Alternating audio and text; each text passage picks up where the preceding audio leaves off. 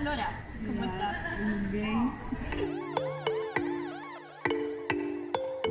Y como organizaciones que trabajan en las favelas, organizaciones de comunidades negras, ¿cómo viven, cómo hablan ustedes sobre el tema de la liberalización comercial, capaz sobre el acuerdo Unión Europea-Mercosur? ¿Qué es lo que dicen sobre esos posibles impactos en sus comunidades? Eu acho que é muito importante a gente estar cada vez mais tomando posse sobre do que diz respeito a esses acordos do Mercosul, da União Europeia, para que a gente de fato possa dialogar com os sujeitos e com as sujeitas que são diretamente afetados por esses acordos, do livre comércio inclusive. É muito importante a gente racializar esse debate, porque só racializando esse debate a gente vai conseguir gerar transformação dentro dos territórios favelados a nível de outros países, do sul global, da América Latina e de outros continentes. Então é muito mais importante, cada vez mais, que as favelas estejam cientes do livre comércio, porque são nesses territórios que geram e acontecem os maiores impactos no que diz respeito a esse lucro da vida dos nossos corpos.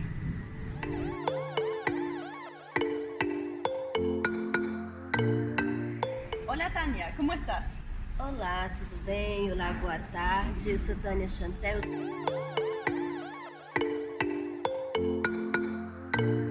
Eu trabalho em uma casa que acolhe mulheres em situação de violência doméstica e familiar, mas também a gente amplia ao nosso trabalho as mulheres ribeirinhas, as mulheres pescadoras, as mulheres extrativistas, que a gente faz toda uma articulação das políticas públicas para que essas mulheres possam ter acesso e garantam o mínimo de vida, de sua coexistência no seu local, nas suas áreas descentralizadas, que são distantes da capital, distante da cidade. Então a gente faz todo esse trabalho com as mulheres ribeirinhas, mulheres pescadoras, as extrativistas, e são inúmeras mulheres que também em seus territórios sofrem a violência do agronegócio, não só a violência física, a violência psicológica, a violência sexual, mas essas mulheres sofrem a dupla violência, que é o avanço dos territórios do agronegócio, né?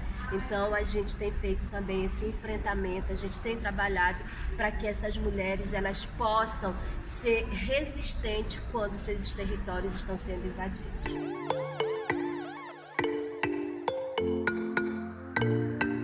Con respecto a la posible firma del acuerdo entre la Unión Europea y el Mercosur, ¿ustedes cómo lo trabajan? ¿Qué es lo que esperan, temen de una posible entrada en vigor de ese acuerdo?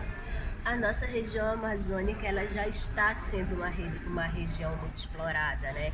Então, esses acordos a gente só vê a exploração cada vez mais aumentando. Por exemplo, eu moro num município que hoje ele está sendo explorado pelo gás.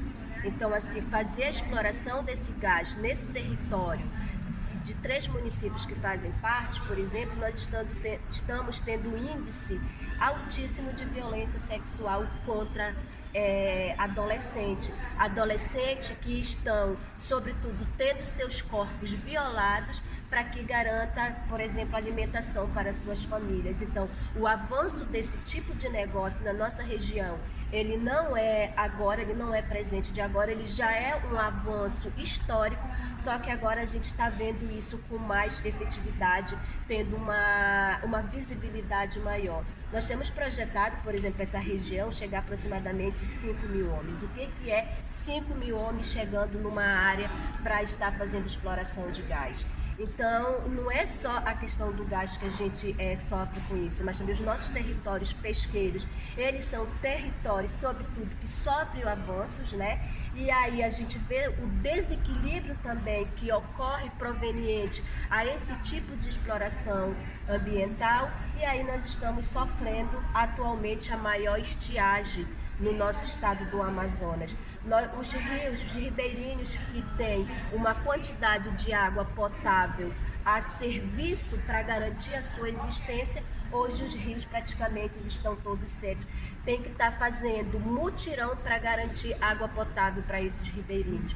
Peixe que é totalmente em abundância, nós estamos vendo nesse exato momento a nossa região amazônica, os rios todos secos, e conforme o calor intenso, esses peixes também estão morrendo, e isso a gente vai ver o impacto maior quando nós formos daqui mais um período para o período da cheia, que as famílias possivelmente, como a gente vê, é um curso que a gente já viu, né? Não é uma questão nova, só que agora isso está com mais intensidade. A gente vê as mudanças climáticas, a gente vê as mudanças no curso natural daquele habitat muito grande. Então, assim, hoje você vê os rios super secos, peixes tudo mortos, urubu comendo, é um fedor, fora que a grande queimada nós estamos tendo também na nossa região, né? A gente acorda, os municípios, não é só a capital Manaus, mas capital Manaus teve dias que muitas pessoas passaram mal. Eu acho que Manaus foi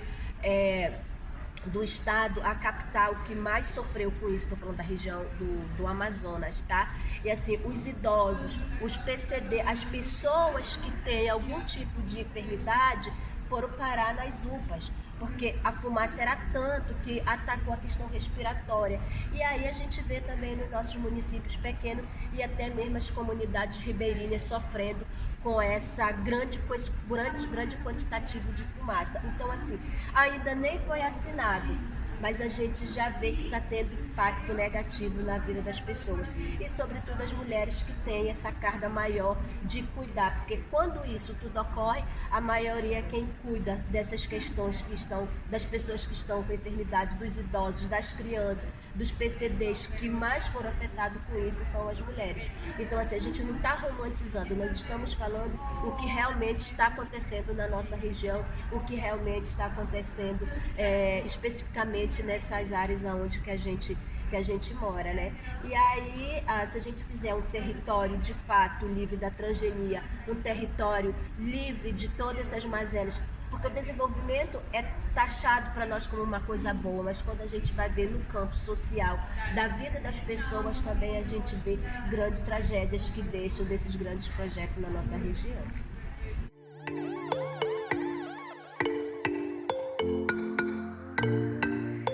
Entonces podemos concluir más monocultivos, más fumigación, más cambio climático con todos sus... Eu lembro que quando eu morava diretamente na área rural, eu, meu pai e minha mãe, meus irmãos, que eu morei até ser jovem na área rural, a gente ia para a roça 6 da manhã e vinha meio-dia tranquilamente.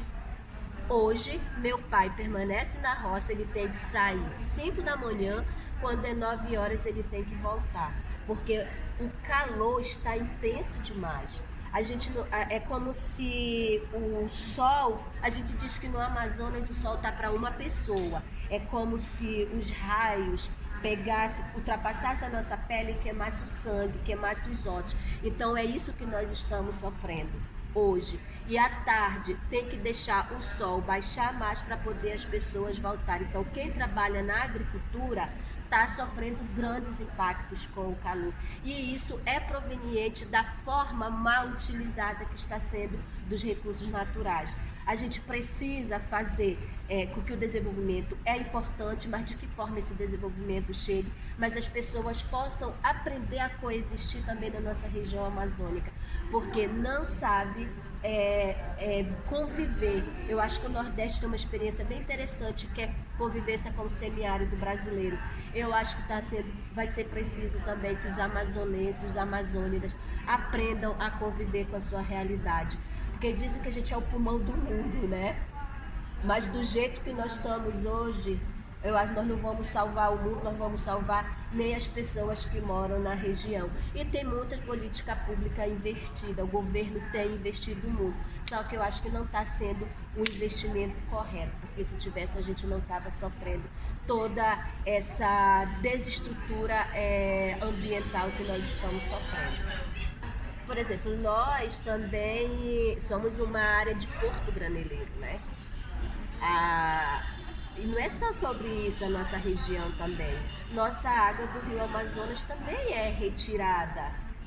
Tipo assim, nós não temos, eu acho que um acordo nós temos que fazer para como a água do nosso rio, dos nossos rios Manaus, que passa na frente de Taquatiara, não seja levada pelos grandes navios para outros países. Então, nossas águas também estão sendo consumidas para fora, só que não tem uma espécie de, eu não sei te falar, de protocolo, eu não sei, mas eu só sei que isso também tem sido roubado nosso. Né? É uma outra forma também que o agronegócio chega e nos tira. Fora que nossa região, por toda a exploração das madeiras, exploração de óleo, das essências, tantas outras coisas que a gente, dos conhecimentos tradicionais dos nossos povos, tudo isso. Então, eu acho que esse acordo vai ainda mais impactar a nossa vida negativamente, e eu espero que nesses tratados, com essas questões também todas que se tem colocada